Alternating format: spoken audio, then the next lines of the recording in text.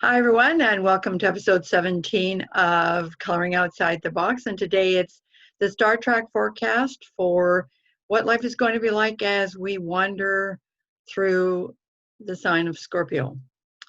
So I just want to say, did you ever have one of those days where everything seems to be going slow? And then all of a sudden, wow, you need to go fast. Well, that's kind of been my day today. Not really sure why that's relevant, but carry on.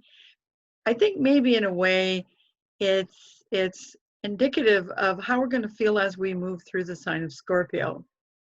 Now, of course, whenever we're going through Scorpio, it's the annual invitation, or maybe it feels like a request, to deal with anything that might be clogging up your emotional arteries, getting in the way, making life feel a lot more complicated than it has to. And those things keep on burbling to the surface for us to examine them and ask ourselves if we are overcomplicating our lives, because that is often the challenge of Scorpio. Scorpio likes things to be complex, but often we can interpret that energy as complications as opposed to complexities. And there is a difference between those things. Complexities actually help you understand your life and give it shadings and color and depth, whereas complications, quite frankly, just get in the way. Now, I'm not saying that complications aren't useful sometimes. It's just as we wander through Scorpio, it is time to look at our lives and ask if anything we are currently experiencing or engaged in is more complicated than it needs to be. Because it's only when we simplify things that we can actually go deeper. So, as always, when I do the Star Trek forecast, we're going to break it down into moonbeams, which is, in this case, a full moon first and the new moon second, because we continue that pattern as we travel through each sign where the full moon comes before the new moon. And then we're going to be talking about twinkles. And then we're going to be talking about, as always, black holes and finally deep space. So I'm just going to take a look at my notes because, yeah, Mercury's still retrograde and my brain isn't really, yeah. So here's the deal. So when this full moon may bring us a lot of emotional chaos. Now, chaos isn't always as difficult as we think it is. All it is means is that things really need to be shaken up. And so we're going to have some surprising experiences and feel like in the moment that nothing is quite going the way that we want it to go. Now, the interesting thing about this particular full moon is it gives us an opportunity to really, clear out our emotional, oh, for heaven's sakes. Yeah, apparently I need to clear out my brain because this isn't communicating itself quite the way I want it to. So, of course, the full moon always brings things into full illumination so we can see them. So, yes, there's going to be some upsets in the status quo and the things that we believe are safe and secure in our lives. But it gives us an opportunity for some objectivity. That was what I was looking for, because that is also the purpose of the full moon. And since this one engages us both on an emotional level and a practical level, we can emerge from this with a clearer sense of where we might be going based on gut instinct and trusting our instincts, those deeper aspects of ourselves, to carry us forward towards something that will, when we get to the new moon, will allow us a new beginning. And of course, here we are at the new moon, which is, I always like to say, is pregnant possibilities, and apparently I'm going to keep on saying that. So with this particular new moon, it's when we have the new moon in Scorpio, it's often like a new emotional lease on life, because something emerges from deep within that gives us, a renewed sense of passion and a renewed desire to dig deep and not just skim along the surface. Because sometimes when we get engaged in life experiences, it can feel like we're just moving from one task to another task to another task. And when we've got the new moon in Scorpio, it's asking us to seek a deeper engagement in our lives. So I'm just going to check my notes to see if I wrote anything else that might be. So, oh, and I wanted to say about the full moon, please take time to look past any reactions you have to this new moon to find where you could be stuck and what recurring patterns you might be dealing with. And here we are at the new moon again, renewing that passion, renewing a deeper engagement in our lives on an inner level. Because water signs are always about internal dynamics. It doesn't mean that they don't express themselves externally, but the primary response begins internally. Okay, so let's move on to twinkles, and let's see. Again, I didn't review my notes because, quite frankly, in astrology, you can do what we call an event chart, which is always the best time for, you can choose the best time to do anything, including start a podcast. I was in a hurry, and typical Mercury retrograde, I'm going to blame it on Mercury retrograde as opposed to my forgetfulness, to review my notes before I started. So one of the lovely things about this particular period is that for the first part of it, Venus will be in Libra. And so when Venus is in Libra, it always feels sunshiny. And this is a time when, if you want to lessen any stress that you're feeling, just look to the simple things. Again, this year is all about simplifying things. That doesn't mean throwing the baby out with the bathwater. It doesn't mean, taking your life down to the studs necessarily. It means, taking stock of your life and asking yourself what really truly matters. And so when Venus in Libra, how do we do that? We look for the things that, bring us that smile, that little piece of joy in the moment. I know I talk every month about joy, and I think that's because it's an ongoing theme this year, finding joy, which hasn't been easy. And we tend to think of, joy and all positive emotions in big terms, as opposed to just the experience itself. It doesn't even matter how long it lasts. It mostly matters that you engage your physical self, your emotional self, your spiritual self, and your intellectual self in a moment of harmony. And just experience it and be with it. So what's Venus and Libra going to do? Well, it's going to turn our attention to pretty things, beautiful things, harmony. It's a nice sign, and it for connecting with others, because Venus and Libra is very much interested in other people. So make sure that, because Scorpio can draw us so far inward sometimes that we forget that we are actually, that no man is an island unto himself, as John Donne said so succinctly. And of course, I can't remember the name of the poem at this point in time.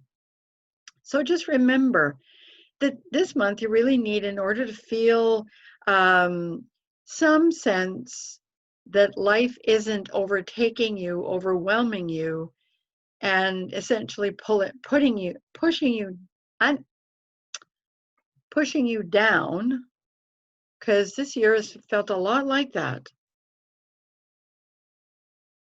That really there's nothing that we can do, when the simple truth is we might not be able to change all of the rather large, huge external circumstances that are playing out outside of us each and every day. that is the truth. There's no getting away from it. And when I talk about these things, I'm not suggesting that you avoid reality. I'm asking you to find ways to strengthen your inner self. And this month, that happens to be finding a balance between, digging deep, but remembering to allow that lightness to come into your life, no matter how that is. It might be you make your favorite dessert, or you sit and play games with your family, like I did last night, and you laugh hilariously. It's those things that remind us that the connections in life that matter aren't just the financial ones. They are the emotional ones as well. And I'm not trying to pit them against each other. It's really hard during a period of time like this to acknowledge, and we're going to move into black holes now, to acknowledge that life can seem so onerous at times. And this month, we're going to be facing the last, how shall I put it, trigger to the energy that began this year. And I'm going to use a little bit of astrology here and say the Saturn-Pluto conjunction, which challenged us to, I realize I've been sitting just a little too close. You might think yeah. So this month, as Jupiter comes to that place, we're going to feel a lot of fears and some anxiety, along with frustration, resentment. And that will be those are the black holes this month, is not to, jump backwards in time, not to pile on all of the difficult things that have happened this year. I'm not saying, again, to ignore what's happened. It's just that sometimes what can happen is that when we feel overwhelmed, what do we want to do? Well, we want to pile on. I'm not sure why humans want to do that, but we have a tendency to do that. So again, incorporate in every day something that allows that feeling of lightness to come in. It won't erase your problems or your challenges, no matter what they are, but it will reinforce your body's immune system, which is important during this period of time, because after all, we're dealing with a pandemic and the far-reaching consequences of that pandemic.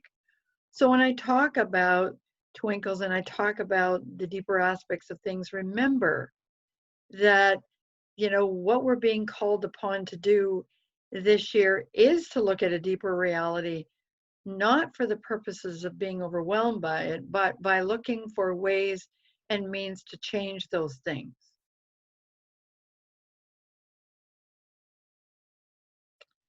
So I'm just going to let that sit for a second.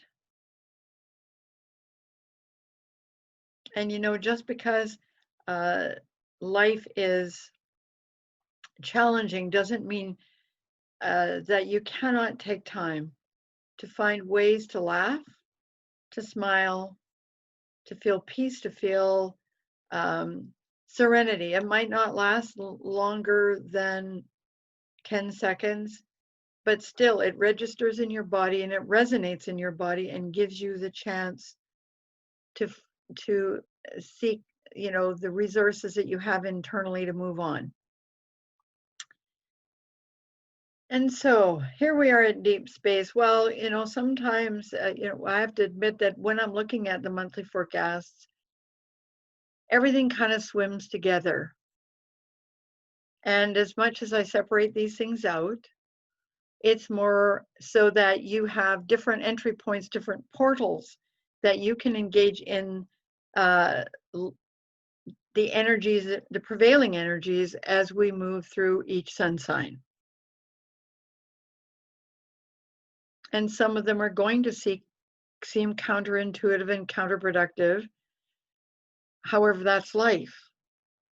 As much as we want to smooth out all the edges and make everything, how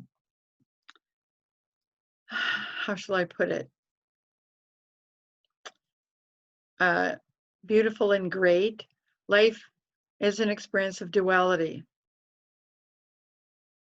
And as we discover as humans that duality exists each and every day. So if you acknowledge that, instead of lamenting it or resenting it, you can see the gifts in both.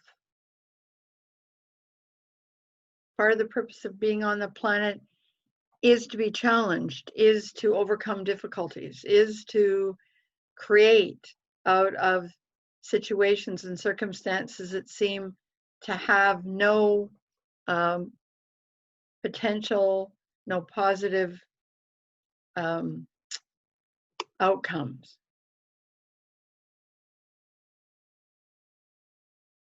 And I want to emphasize yet again that that does not mean that you may be dealing with things that you just don't have a clue how you're going to solve them. And that is the underlying issue of this year.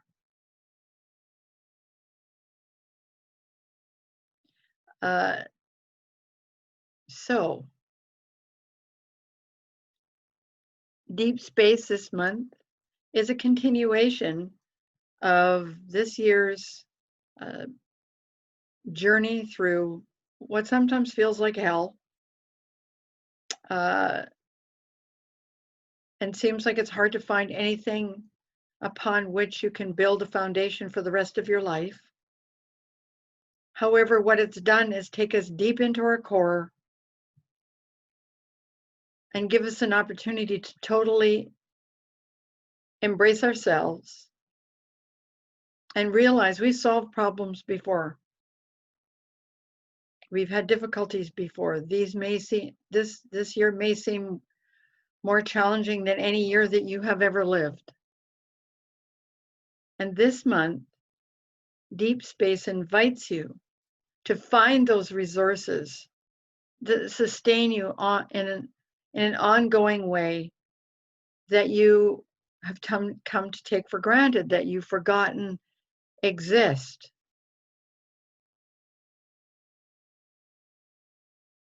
Because we as humans tend to want to attach ourselves to the things that are not working, because there's always a problem to solve.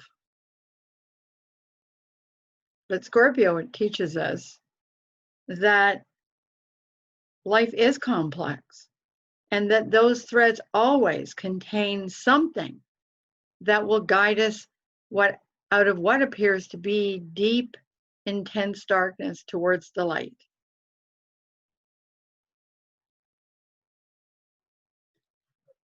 So thanks again for joining me. Just want to invite you all to check out my Instagram account, Leslie, Lesley.Francis, Francis, for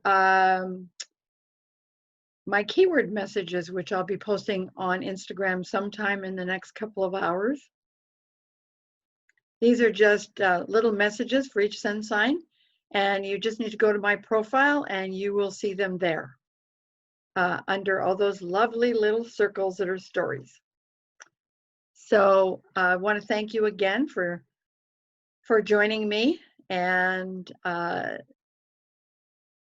hoping that life gets a little bit more predictable for me over the next month or so.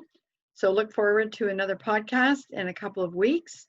And if you missed episode 16, it's on YouTube, where you will find this one as well. So tune in if you haven't already taken a look at that one. And thanks again, and much love and much joy to you all. Bye-bye for now.